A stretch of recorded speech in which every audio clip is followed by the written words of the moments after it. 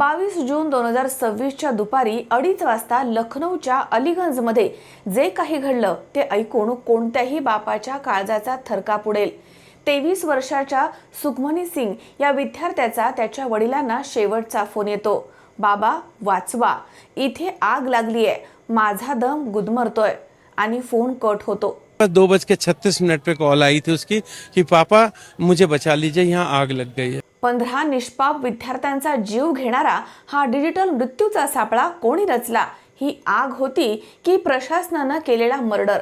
आता थेट मुद्द्यावर येऊयात आणि पाहूया या घटनेची इनसाइड स्टोरी। नमस्कार, मी दुर्गा। आग नेमकी कशामुळे लागली? इमारतीच्या तळमजल्यावरती असलेल्या प्राण्यांच्या दुकानामध्ये आणि वेटरनरी क्लिनिकमध्ये एसी डक्ट किंवा इलेक्ट्रिक पॅनलमध्ये शॉर्ट सर्किट झालं। दरम्यान खाली लागलेल्या आगीमुळे प्लास्टिक आणि इतर साहित्य जळाल्यामुळे प्रचंड असा काळा आणि विषारी धूर तयार झाला आणि हा धूर जिन्यानं वर न जाता थेट एसीच्या पाईप्समधनं दुसऱ्या मजल्यावरील ॲनिमेशन आणि कम्प्युटर कोचिंग क्लासमध्ये घुसला। या कोचिंग इन्स्टिट्यूटमध्ये सुरक्षेच्या नावाखाली डिजिटल बायोमेट्रिक इलेक्ट्रॉनिक लॉक बसवण्यात आलं होतं। वीज गेल्यामुळे हे डिजिटल दरवाजे जागच्या जागी जाम झाले आणि त्यामुळे मुलांना बाहेर पडायला रस्ताच उरला नाही। बाहेर पडता येत नसल्यानं मुलांनी जीव वाचवण्यासाठी स्वतःला टॉयलेट वॉशरूममध्ये कोंडून घेतलं, पण तिथे खिडक्या नसल्यामुळे आणि ऑक्सिजन संपल्यानं सर्वाधिक मुलांचा मृत्यू विषारी धुरामुळे दम गुदमरून झालाय। यामध्ये होता मेंटेनन्सचा भोंगळ कारभार। मुळात ही इमारत राहण्याची इमारत होती। इथे 2014 मध्ये नियमांची ऐशी-तैशी करून तिथे कमर्शियल कॉम्प्लेक्स बनवण्यात आलं। 2016 मध्ये प्राधिकरणानं ही इमारत बेकायदेशीर ठरवून तोडण्याचे आदेश देखील दिले होते, पण भ्रष्टाचाराच्या जोरावर तिथे आदेश गायब झाले। या कोचिंग सेंटरकडे फायर विभागाचे कोणतेही एनओसी नव्हतं। इमारतीला एकही इमर्जन्सी एक्झिट नव्हता आणि जिने इतके अरुंद होते की एका वेळी 2 मुलं देखील नीट उतरू शकत नव्हती। 22 जून या दिवशी इथे सुरू झाला मृत्यूचा थरार। आतमध्ये मृत्यू समोर दिसू लागला, त्यामुळे काही विद्यार्थ्यांनी बेंच मारून काचा फोडल्या आणि थेट दुसऱ्या तिसऱ्या मजल्यावरनं खाली रस्त्यावरती उड्या मारल्या।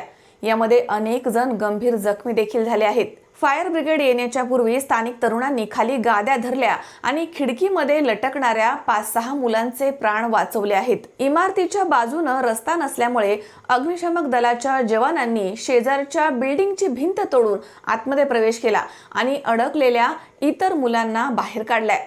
दरम्यान मुख्यमंत्री योगी आदित्यनाथ यांनी आपला अलीगडचा दौरा तात्काळ रद्द केला आणि थेट लखनौचे रुग्णालय गाठलं आणि जखमींची विचारपूस केली आहे।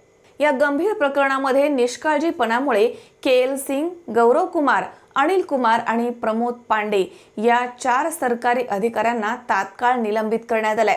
इमारतीचे मालक रामकृष्ण उपाध्याय, वीरेंद्र शुक्ला आणि तुषार कृष्ण जयस्वाल यांच्यासह 4 जणांना पोलिसांनी अटक केली आहे, तर 6 जणांवरती गुन्हा दाखल करण्यात आलाय। प्रकरणाच्या चौकशीसाठी आता हाय लेवल एसआयटीची स्थापना देखील करण्यात आली आहे। मुख्यमंत्री योगींनी ॲक्शन घेतली, अधिकारी निलंबित झाले आहेत, मालक जेलमध्ये गेले आहेत, पण या सिस्टीमला एकच प्रश्न आहे, या कारवाईनं त्या 15 आई बापांचे निष्पाप मुलं परत येणार आहेत का? सुरत असो, दिल्ली असो की आता लखनौ, प्रत्येक वेळी विद्यार्थ्यांचा बळी गेल्यावरच प्रशासनाला जाग येते का?